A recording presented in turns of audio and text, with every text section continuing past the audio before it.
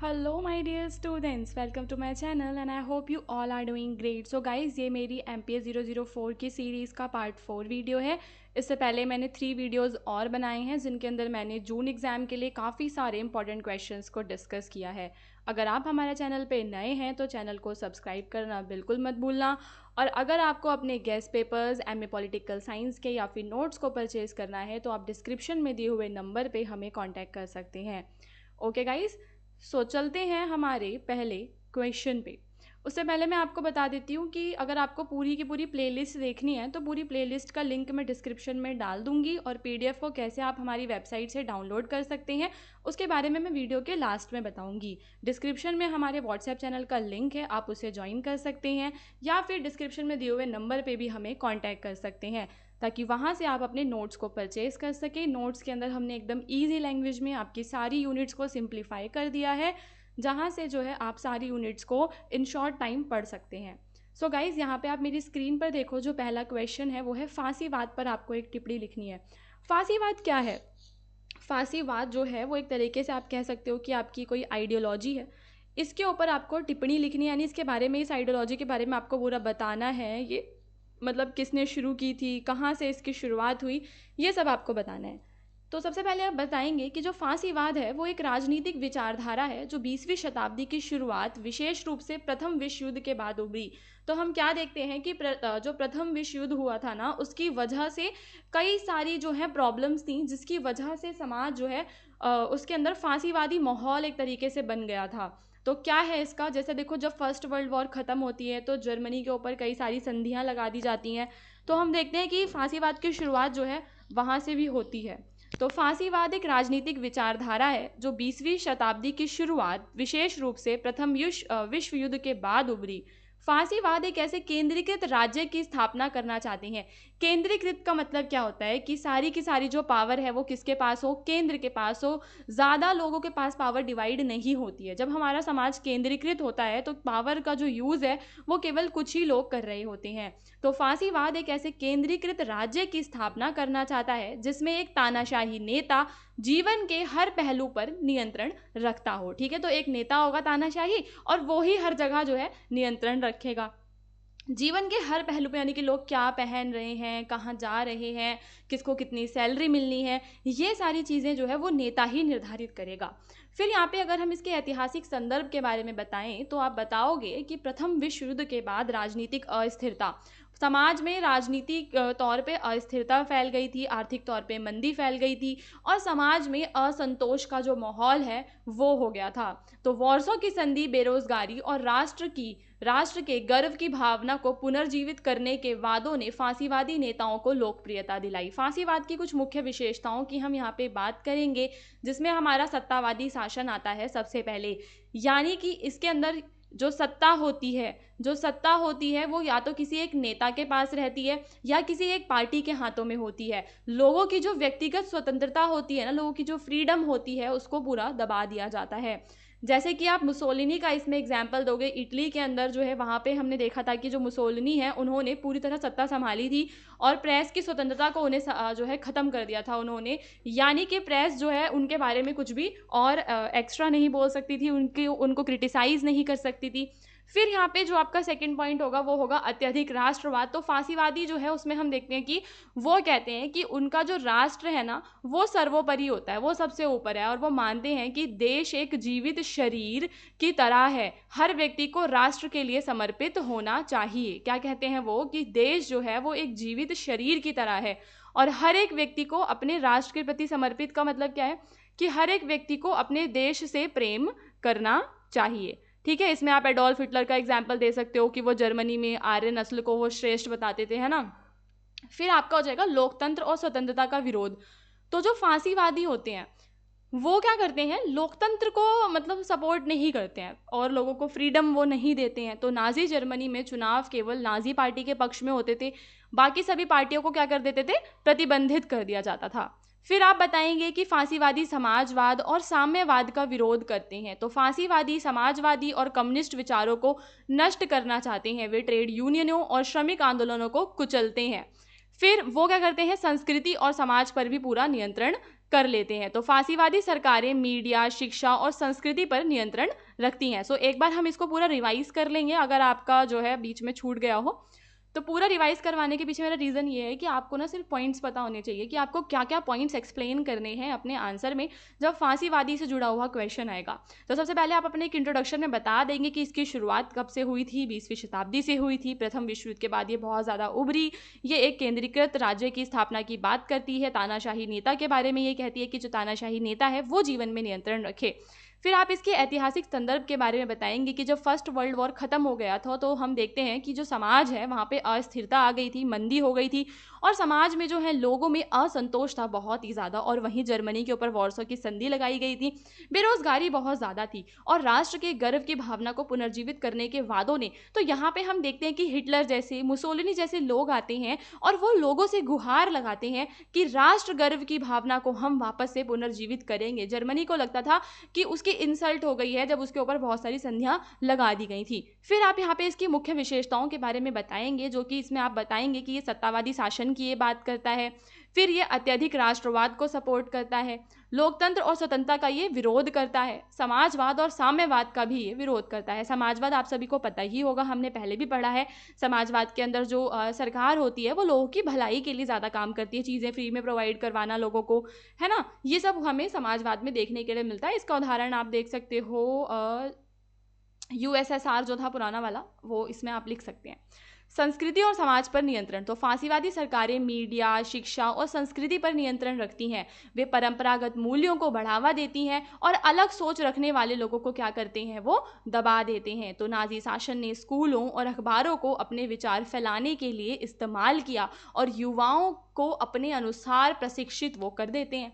तो ये सारे 5 के 5 पॉइंट्स आप बताएंगे। देन लास्ट में आप अपना निष्कर्ष लिख देंगे। निष्कर्ष आपको लिखना है अपने आंसर में। आप बताएंगे कि जो फांसीवाद है वो एक खतरनाक विचारधारा है जो लोकतंत्र, मानवाधिकारों और व्यक्तिगत स्वतंत्रता को नष्ट करती है। इटली का मुसोलिनी, जर्मनी का हिटलर इसके भयानक उदाहरण है।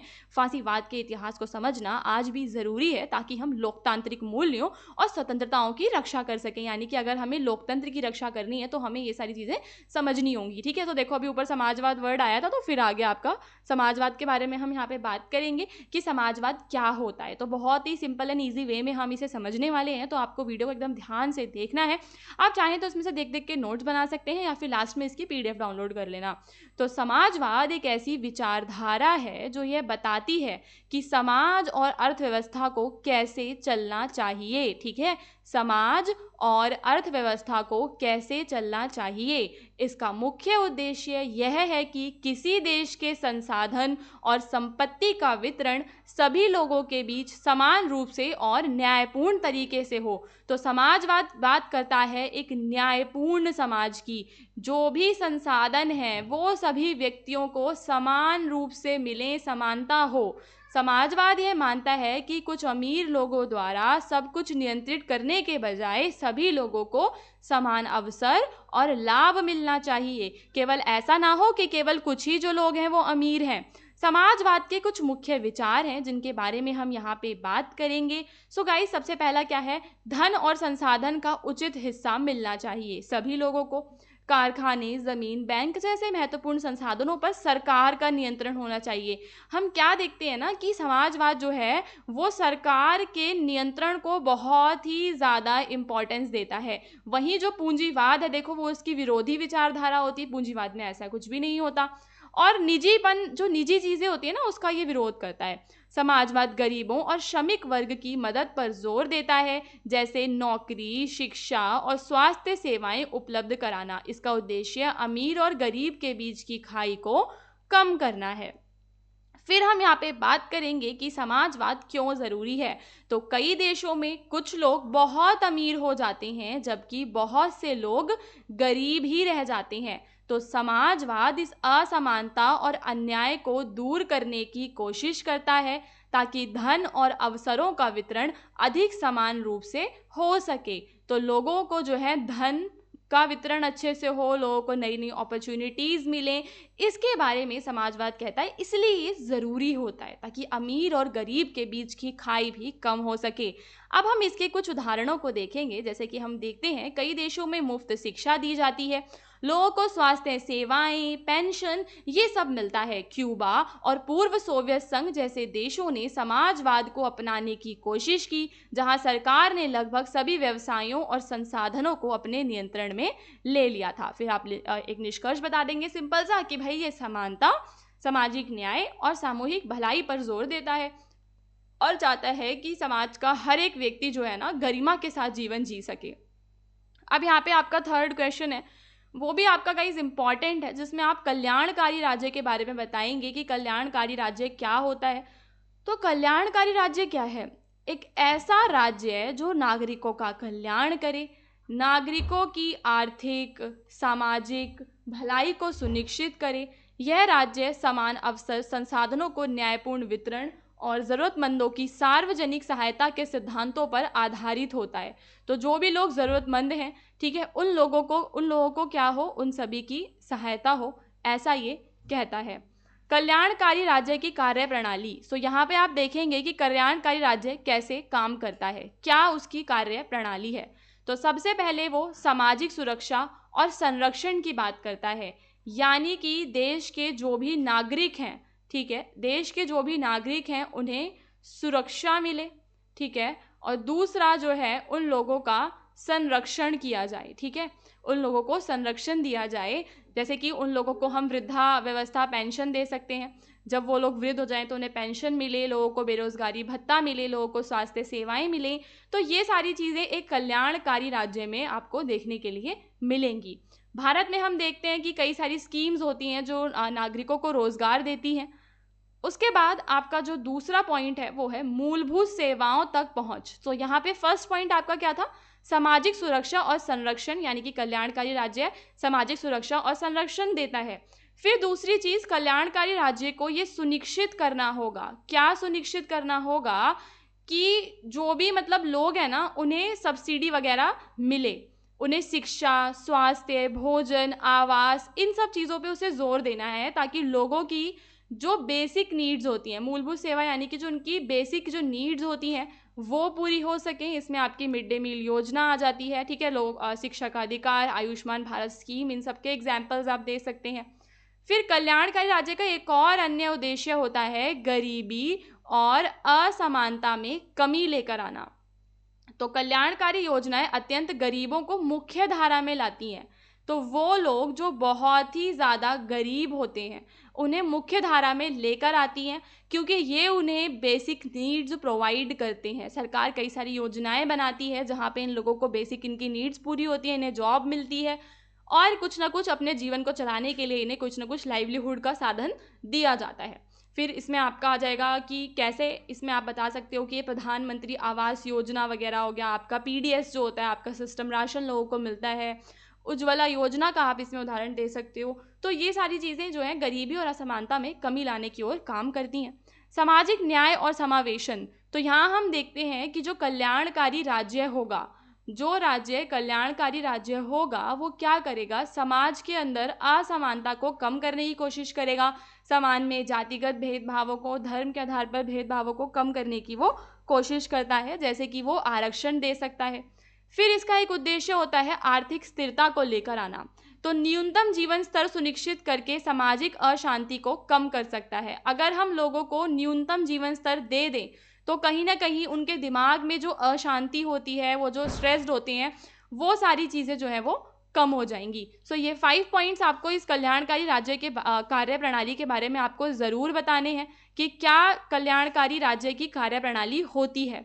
फिर क्योंकि आपको यहाँ पर इसका जो है आलोचनात्मक विवरण देना था, तो आप इसकी चुनौतियों के बारे में समझाएंगे। जैसे कि कल्याणकारी राज्य में जब लोगों को फ्री ऑफ कॉस्ट बहुत कुछ दिया जाता है तो वो सरकार पर एक तरीके से क्या बन जाता है? आर्थिक बोझ बन जाता है, क्योंकि सरकार को गाइस भारी खर्चा करना पड़ता है, जिससे कि सरकारी खजाने पर दबाव पड़ता है। कभी कभी विकास के लिए ज़रूरी निवेश भी प्रभावित होता है। फिर हम देखते हैं कि इसकी वजह से भ्रष्टाचार बहुत ज़्यादा बढ़ जाता है। बिचौलिए होते हैं, वो जिन लोगों को लाभ मिलना है, लाभ उन लोगों तक नहीं पहुंच पाता है। आज भी हम देखते हैं कि जो पीडीएस सिस्टम के अंदर लोगों को दिया जाता है राशन वगैरह, उसमें राशन चोरी होता है, उसमें बहुत सारी अनियमितताएं हमें देखने के लिए मिलती हैं। लोग अगर पूरी तरह राज्य पर निर्भर हो जाएं तो काम करने की प्रेरणा भी कम हो जाती है। अब क्योंकि लोगों को लग रहा है कि सरकार तो हमारी बेसिक नीड्स को पूरा कर ही रही है, हमें तो खाना मिल ही रहा है, तो उनके अंदर काम करने की प्रेरणा भी क्या हो जाएगी, कम हो जाएगी। और इसका कवरेज जो है असमान होता है, यानी कि दूर दराज के इलाके, आदिवासी क्षेत्र हो गए, वहां पर हर एक योजना को ठीक से लागू करना क्या होता है, काफी ज्यादा कठिन हो जाता है। कई जनजातीय समुदायों को योजनाओं का पूरा लाभ भी नहीं मिल पाता।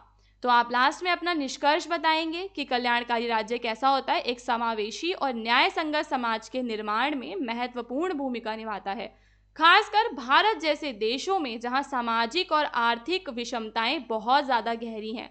हम क्या देखते हैं कि हमारे देश में तो सामाजिक आर्थिक विषमताएं हैं ही, और हम देखते हैं कि आर्थिक टिकाऊपन, नागरिकों को सशक्तिकरण करना और निरंतर सुधार के साथ संतुलित करना आवश्यक है, ताकि यह केवल सहायता देने वाला नहीं बल्कि सक्षम बनाने वाला राज्य बन सके। तो नागरिकों को यहाँ पर हमें केवल सहायता नहीं देनी है, हमें नागरिकों का सशक्तिकरण करना है, उन्हें जॉब्स प्रोवाइड करनी है, ताकि वो सहायता ना लेकर खुद ही इतने सक्षम बन जाएं, ठीक है, कि वो खुद से ही अपना जीवन यापन कर सके, उन्हें जरूरत ही ना पड़े सरकार की। ओके, सो यहाँ पे हमारे पूरे 4 क्लासेस MPS 01 की जो है वो कंप्लीट हो जाती हैं, हिंदी एंड इंग्लिश दोनों लैंग्वेजेस में। सो इनके PDF वगैरह आप डाउनलोड कर लेना, मैंने हर एक वीडियो में बता रखा है कि PDF को कैसे डाउनलोड करना है।